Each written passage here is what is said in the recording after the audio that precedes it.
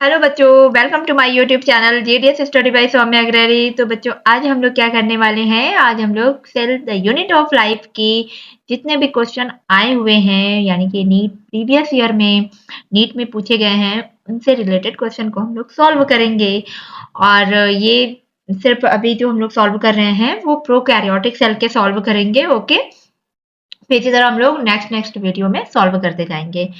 तो हम लोग स्टार्ट करते हैं क्वेश्चन को। आप लोगों ने थ्योरी पढ़ ली थी, जैसे कि मैंने डाला था, यूट्यूब में आपको मिल जाएगा प्लेलिस्ट में देखने को। तो नोट्स भी और मैंने समझाया भी था अच्छे से, तो आप लोग उसे रिकॉल करिए और क्वेश्चन सॉल्व करिएगा, ठीक है। तो आइए हम लोग सॉल्व करते हैं और साथ में एक्सप्लेन भी करते हैं। तो हाँ, तो ये हम लोगों ने देखा कि ये किसने दिया था, ये रुडोल्फ विर्चोव ने दिया था, जिन्होंने ये कहा था कि सारी सेल जो हैं वो प्री एग्जिस्टिंग सेल से ही डिराइव्ड होती है। All cells are derived from pre existing cells. Okay, तो हम लोगों का कौन सा आंसर सही होगा बच्चों, ये सही होगा, ठीक है, डी ऑप्शन सही होगा। तो अब हम लोग नेक्स्ट क्वेश्चन की तरफ देखते हैं बच्चों। नेक्स्ट क्वेश्चन ये कह रहा है कि given below are two statement, दो स्टेटमेंट दिए गए हैं जिसमें से हमें फाइंड करना होगा कि कौन सा स्टेटमेंट सही है और कौन सा गलत है, ठीक है। तो स्टेटमेंट वन कह रहा है mycoplasma can pass through cell less than 1 micron filter size, and second statement कह रहा है mycoplasma are bacteria with cell wall. अब हम ये देख लें कि क्या माइकोप्लाज्मा छोटे होते हैं, 1 माइक्रोन से कम होते हैं। हाँ बच्चों, 1 माइक्रोन से कम होते हैं, जो कि बैक्टीरिया से भी बहुत छोटे होते हैं ये माइकोप्लाज्मा। इनका जो साइज होता है वो 1 माइक्रोन से भी कम होता है, और ये एक तरीके से पैरासिटिक फॉर्म में होते हैं। किसमें होते हैं ये, पैरासिटिक फॉर्म में देखने को मिलेगा ये, ठीक है। और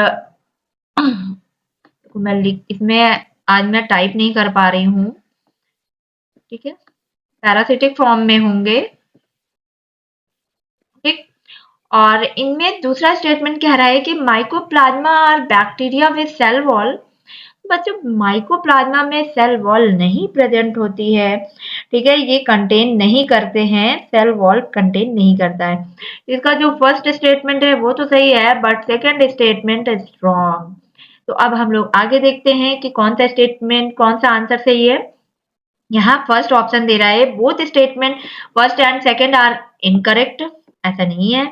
फिर दूसरा है statement one is correct but statement second is incorrect. फिर तीसरा है statement one is incorrect but statement second is correct. And D option कह रहा है both statement one and second are correct.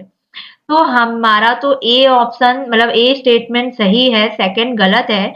तो हमारा कौन सा ऑप्शन होगा बच्चों, B option is the correct होगा। ओके, बी ऑप्शन हमारा करेक्ट है, ठीक। अब हम लोग नेक्स्ट क्वेश्चन की तरफ बढ़ते हैं। तो नेक्स्ट क्वेश्चन है कि which among the following is not prokaryotes. तो इसमें से हमें फाइंड करना है कि कौन सा प्रोकैरियोट नहीं है।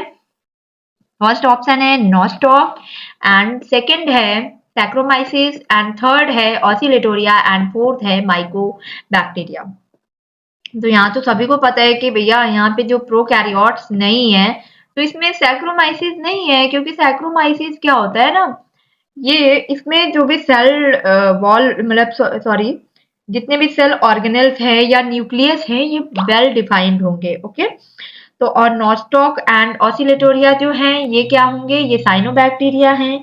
और माइकोबैक्टीरियम जो होगा वो ट्रू बैक्टीरियम होगा। ओके, ट्रू बैक्टीरियम होगा, तो इसका ऑप्शन क्या सही होगा, B option is the correct होगा, क्योंकि हमसे पूछा गया है कि प्रोकैरियोट्स नहीं है।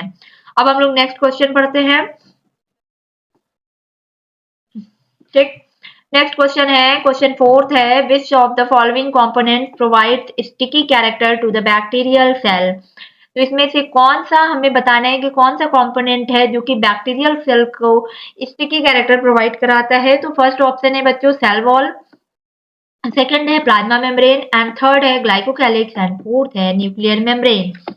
तो इसका कौन सा ऑप्शन होगा बच्चों, जो ग्लाइकोकैलिक्स है हम लोगों ने बैक्टीरियल सेल में पढ़ा था कि जो भी बैक्टीरियल सेल के जो बाहर वाली लेयर थी, बाहर वाली लेयर जो थी वो ग्लाइकोकैलिक्स की बनी थी। म्यूसिलेज लेयर था, स्टिकी कैरेक्टर प्रोवाइड कराता था, जो कि मैंने थ्योरी में आप सभी को बताया है। तो इसका ऑप्शन कौन सा होगा? ग्लाइकोकैलिक्स होगा। ठीक है, glycocalyx is the correct option. ठीक, अब हम लोग आगे पढ़ेंगे कि क्वेश्चन फिफ्थ क्या कह रहा है। सिलेक्ट द रॉन्ग स्टेटमेंट, हमें रॉन्ग स्टेटमेंट फाइंड करना है फिफ्थ क्वेश्चन में। इसमें फर्स्ट ऑप्शन कह रहा है कि pili and fimbriae are mainly involve in motility of bacterial cell, and second है bacterial cell wall is made up of peptidoglycan, and fourth third है mycoplasma is a wall-less micro organism, and fourth है cyanobacteria lack flagellated cells. बच्चों हमें wrong statement find करना है। तो ये बताइए, बैक्टीरियल सेल को मोटिलिटी कौन प्रोवाइड कराता है? मतलब उसकी मोशन से रिलेटेड कौन सी फीचर्स है जो कि बैक्टीरियल सेल को प्रोवाइड कराता है? तो हम लोगों ने पढ़ा था लेक्चर में कि फ्लैजिला फ्लैजिला जो होते हैं बैक्टीरिया में, वो क्या करते हैं, वो बच्चों बैक्टीरियल सेल को मोटिलिटी प्रोवाइड करते हैं, पिलाई एंड फिम्ब्रियाई नहीं करते हैं। ओके, पिलाई का कैरेक्टर, पिलाई सेक्सुअल में इन्वॉल्व रहते हैं। ठीक है, इस तरीके से ये इन्वॉल्व नहीं होते हैं। तो इसका जो ऑप्शन है, रॉन्ग स्टेटमेंट पूछा है तो गलत ऑप्शन कौन सा है? ए होगा। ठीक है, मतलब कि हमसे गलत पूछा है तो यही करेक्ट होगा। ए ऑप्शन इज द करेक्ट होगा। और बैक्टीरियल सेल वॉल पेप्टिडोग्लाइकन की बनी होती है, बिल्कुल correct. Mycoplasma is a wireless और माइक्रो ऑर्गेनिज्म, बिल्कुल, माइकोप्लाज्मा में सेल वॉल नहीं होती है, एंड साइनोबैक्टीरिया में फ्लैजिलेटेड सेल नहीं होती है। इसमें हमें रॉन्ग पूछा है तो first option is the incorrect होगा। अब हम लोग नेक्स्ट क्वेश्चन की तरफ बढ़ते हैं। नेक्स्ट क्वेश्चन कह रहा है बच्चों, सिक्स क्वेश्चन है कि विच one of the following is not an inclusion body found in prokaryotes. तो हमें इसमें से फाइंड करना है कि कौन सा इंक्लूजन बॉडी जो कि प्रोकैरियोट्स में नहीं पाया जाता है। तो इंक्लूजन बॉडी कौन कौन सी थी? ग्लाइकोजन ग्रेन्यूल्स थे, फॉस्फेट ग्रेन्यूल्स थे, साइनोफाइशियन ग्रेन्यूल्स थे, क्योंकि हम लोगों ने इसको लेक्चर में इसे भी पढ़ा था, सारा पढ़ चुके हैं हम लोग इसे। ठीक है, पॉलीसोम नहीं होता है। पॉलीसोम एक तरीके का राइबोसोम से होते हैं, जब ढेर सारे राइबोसोम मिलकर के पॉलीसोम बनाते हैं, तो ये नहीं होगा। यहाँ पे पूछा है इज नॉट, तो हमारा कौन सा ऑप्शन होगा? Polysome is the correct option. Okay, हमसे नहीं पूछा गया है कि कौन सा इंक्लूजन बॉडी नहीं है, पॉलीसोम नहीं है। Okay, B option is the वो करेक्ट। And next question है question 7, the structure that help some bacteria to attach to rock and or host tissue are। बच्चों ये सब हम लोगों ने पढ़ा है अच्छे से, इसलिए मैं ज्यादा एक्सप्लेन नहीं कर रही हूँ, टाइम ज्यादा जाएगा। तो हम लोग इसको सिर्फ क्वेश्चन सॉल्व करेंगे, और आप लोग जब भी क्वेश्चन को सॉल्व करिए तुरंत आप लोग थ्योरी पढ़िए, तब क्वेश्चन सॉल्व करिए। और अगर आप लोग क्वेश्चन सॉल्व कर रहे हैं और थ्योरी मिस हो रही है, माइंड से दिमाग में नहीं आ रहा है, तो आप तुरंत कॉपी ओपन करिए और तुरंत उसे पढ़िए, देखिए, तो आपको रिकॉल हो जाएगा। ये चीज आप जरूर करिए, बिल्कुल भी आप छोड़िए नहीं क्वेश्चन को कि अरे मैं बाद में देख लूंगा, या फिर नहीं अभी टाइम नहीं है, अभी पहले क्वेश्चन सॉल्व कर लेते हैं। नहीं, आपको क्वेश्चन जरा सा भी डाउट हो गया कि मतलब मुझे उसकी थ्योरी याद नहीं आ रही है, इससे रिलेटेड थ्योरी याद नहीं आ रही, तुरंत आप कॉपी ओपन करिए और तुरंत आप उसको एक नज़र में देख लो। आपको दिमाग में कभी भूलेगा ही नहीं वो। तो इस तरीके से आप स्ट्रैटेजी करिए और बिल्कुल भी आलस मत करो। क्वेश्चन सॉल्व करते समय बिल्कुल एक्टिव रहना है, क्योंकि क्वेश्चन सॉल्व करते समय अगर आप अपना माइंड ब्रेन स्टॉर्मिंग रखेंगे, ब्रेन स्टॉर्मिंग मतलब ब्रेन में एकदम से तूफान मच जाना चाहिए कि हाँ मैं क्वेश्चन सॉल्व कर रहा हूँ, ये थ्योरी वो थ्योरी सब एकदम कनेक्ट हो जानी चाहिए एक दूसरे से। ओके, तो जब चीजें कनेक्ट होंगी, थ्योरी कनेक्ट होंगी, लाइन कनेक्ट होगी, तब आपको कोई भी हरा नहीं सकता एग्जाम में पास होने से। आप बिल्कुल भी डरिए नहीं, सारे क्वेश्चन सॉल्व होंगे आपसे, बस जैसे कह रहे हैं आप वैसे ही क्वेश्चन को सॉल्व करिए। थ्योरी जरूर पढ़िए, अगर आपको कोई डाउट है क्वेश्चन सॉल्व करते समय तुरंत आप अपनी नोटबुक खोलिए और तुरंत आप देखिए। ठीक, तो इसमें कह रहा है कि कौन सा बैक्टीरिया है, मतलब कौन से स्ट्रक्चर है जो कि कुछ बैक्टीरिया को हेल्प कराता है कि रॉक और होस्ट टिश्यू में ये अटैच हो जाए। ओके, तो कौन सा होगा?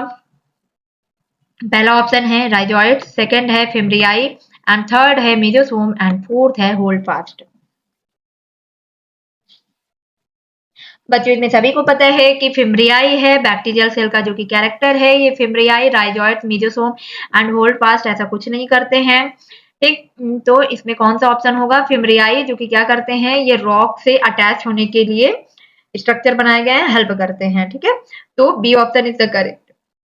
एंड नेक्स्ट क्वेश्चन है क्वेश्चन 8।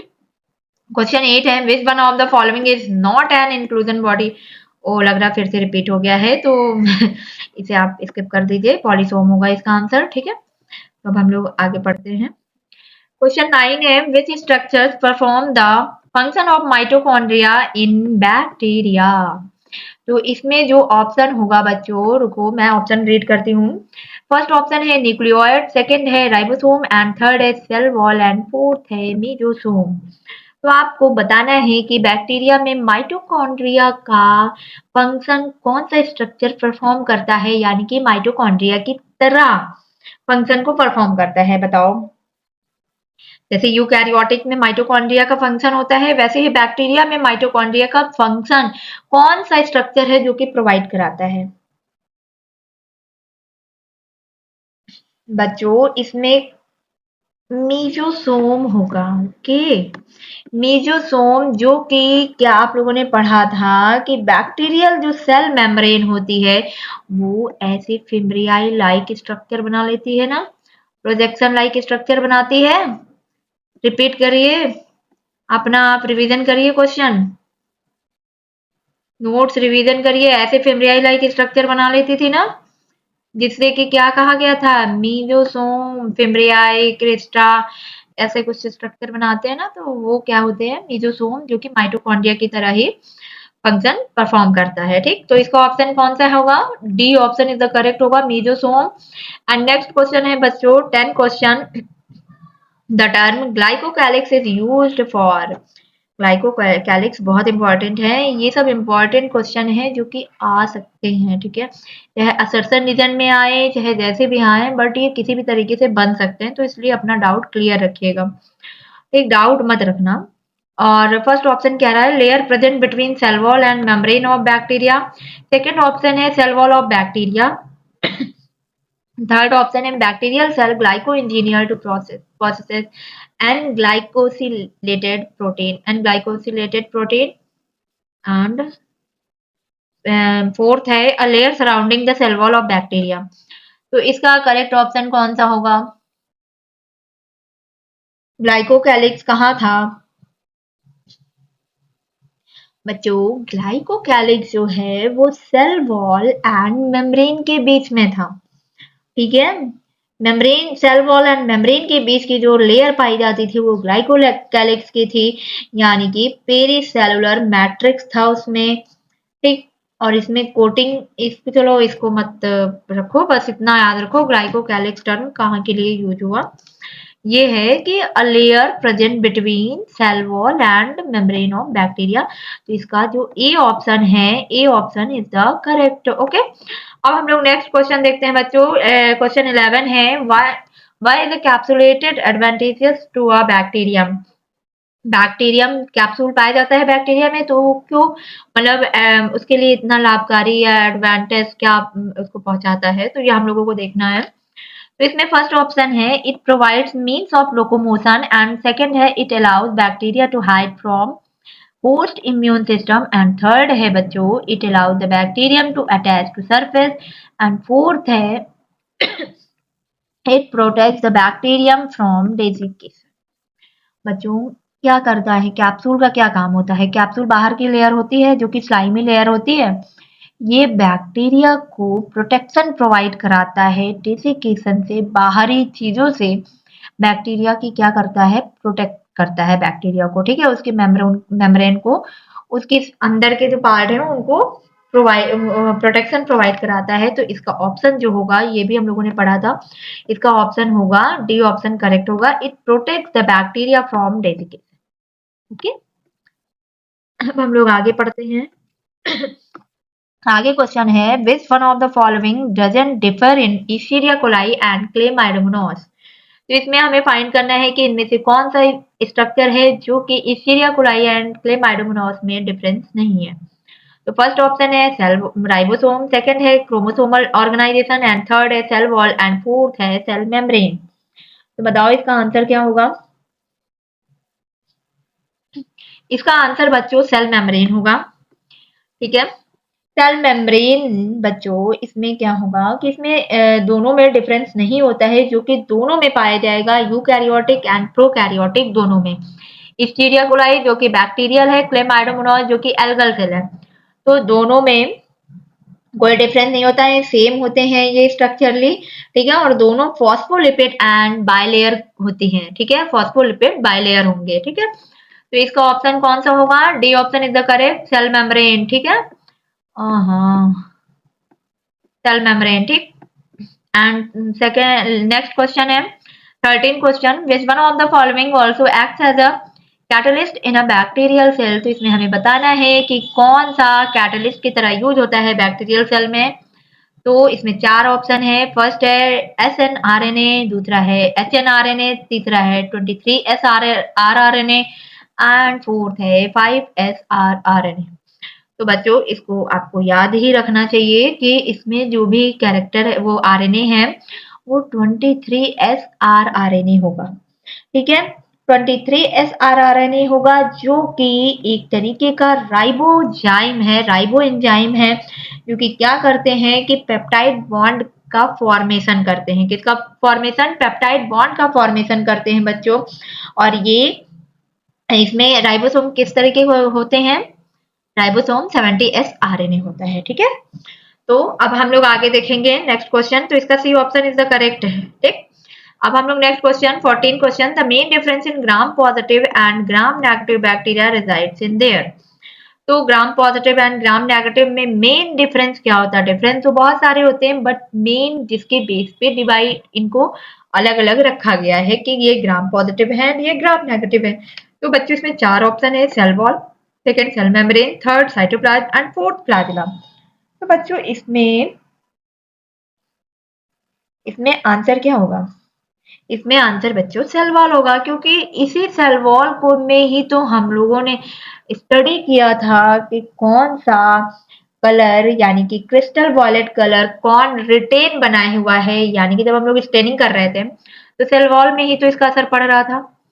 सेल वॉल में असर पड़ रहा था कि कौन सा कलर बैक्टीरिया कौन सा मतलब रिटेन किया हुआ है। अगर क्रिस्टल वॉयलेट उसका बना हुआ है कलर तो वो ग्राम पॉजिटिव है, और अगर उसे जब वॉश किया गया तो जो रिटेन किए हुए थे colour crystal violet cell wall में तो वो ग्राम पॉजिटिव थे, और जो अपनी कलर को लॉस कर दिए थे वो कौन थे? ग्राम नेगेटिव थे।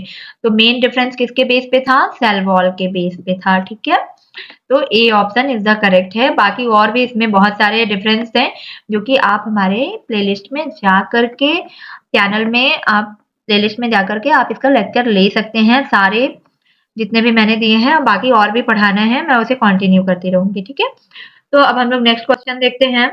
लास्ट क्वेश्चन है प्रोकैरियोटिक का।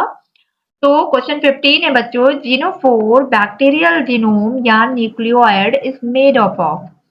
तो जीनोफोर या बैक्टीरियल जीनोम या न्यूक्लियोइड किसका बना होता है? ये हम लोगों ने पढ़ा था ना, न्यूक्लियस होता है जो कि इंसिपिएंट न्यूक्लियस होता है बैक्टीरियल सेल में।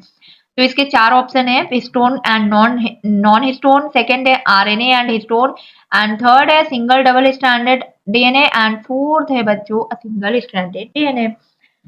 तो बताओ इसका क्या आंसर होगा? जो इसमें जो है ये किसका बना होता है? इनमें जीनोम या जीनोफोर जो होते हैं बैक्टीरियल में, जो ये सिंगल डबल स्ट्रैंडेड डीएनए होता है। कभी मत भूलना इसको। ठीक है, हमेशा याद रखना है। ये सब असर्शन रीजन में भी आता है, ये ना कहना कि ये वन लाइन क्वेश्चन कहाँ आते हैं। अब ये सब असर्शन रीजन में ऐसे ही क्वेश्चन बन जाते हैं और आपको कंफ्यूज कर देते हैं। तो a single double stranded DNA होगा। ठीक है, और इसका सी ऑप्शन करेक्ट होगा। इसी तरीके से हम लोगों ने प्रोकैरियोट्स के क्वेश्चन सॉल्व किए। अब हम लोग नेक्स्ट जो करेंगे बच्चों वो यूकैरियोटिक सेल का करेंगे। ठीक है, तो आप लोग घबराना मत, यूकैरियोटिक सेल का क्वेश्चन मैं जल्दी लाऊंगी, उसको हम लोग सॉल्व करेंगे। वो भी काफी पूछे जाते हैं, क्योंकि यूकैरियोटिक सेल में सारे सेल ऑर्गेनेल्स भी आ जाएंगे। ठीक, तो इस तरीके से हम लोग पढ़ेंगे उसे, और जैसे बोला है वैसे ही आप लोग क्वेश्चन सॉल्व करिए। क्वेश्चन सॉल्व करिए, उससे जल्दी से तुरंत थ्योरी रिवीजन करिए। बस एक नजर डालनी है उसको, आप पहले थ्योरी आप पढ़ लीजिए, याद कर लीजिए। पूरी तरीके से लर्न करिए अच्छे से, क्या कहाँ होता है, नहीं समझ में आ रहा आप लोग बार-बार लेक्चर देखिए, समझिए क्या कहाँ पे है, कैसे क्या हो रहा है, तो समझाने पे ज़्यादा अच्छे से समझ आता है। फिर इसके बाद आप लोग क्वेश्चन उठाइए उससे रिलेटेड। जब क्वेश्चन सॉल्व करेंगे, फिर क्वेश्चन को थोड़ी देर बाद सॉल्व करो। मतलब थ्योरी अगर आपने मॉर्निंग में पढ़ी है तो उसको आप ना लर्न जब जब क्वेश्चन सॉल्व करो तो रात में सॉल्व करो, या मतलब गैप दे के सॉल्व करो। इससे ये होगा ना कि आपको माइंड में आएगा कि मुझे कितने क्वेश्चन, मतलब मुझे कितनी थ्योरी याद है। समझ रहे हो? तो कितनी थ्योरी याद है, इस बेस पे जब आप करोगे और फिर आप जब क्वेश्चन सॉल्व करोगे, तब आपको अगर थ्योरी थोड़ी-सी मिस हो रही है, माइंड से नहीं याद आ रही है, धुंधली दिख रही है थ्योरी, तब आप अपनी नोटबुक ओपन करिए और फिर तब आप जल्दी से उसे रिवीजन करिए, एक नज़र डालिए, तो वो चीज़ कभी नहीं भूलने वाली। और अगर ये लोग करते हैं कि तुरंत थ्योरी पढ़ा, तुरंत क्वेश्चन सॉल्व कर लिया, तो ऐसे तो सभी सॉल्व कर लेंगे। बट जब हम एग्ज़ाम देने जाते हैं तो हम क्या एक दिन पहले सब रिवीजन कर लेते हैं? नहीं ना। कुछ चीज़ें बहुत पहले का पढ़ा होता है, तब एग्ज़ाम में याद आता है। तो ऐसे सॉल्व करेंगे ना तो आपको थोड़ा हैबिट पड़ जाएगी और माइंड भी बहुत शार्प हो जाएगा, और मतलब ब्रेन एकदम, कहते नहीं है ब्रेन में एकदम तूफ़ान चलने लगेगा कि चीज़ें कनेक्ट होने लगेंगी। और ईयर वाइज़ भी क्वेश्चन सॉल्व करिए, ठीक है? ईयर वाइज़ यानी कि जैसे 2017 का पेपर आपने उठा लिया, सॉल्व किया, तो उसमें अलग-अलग क्वेश्चन मिल जाएँगे हर चैप्टर से। तो एग्ज़ाम में तो ऐसे ही आएगा, आपको टॉपिक वाइज़ तो क्वेश्चन रहेगा ही नहीं, वहाँ तो बिखरे हुए क्वेश्चन रहते हैं।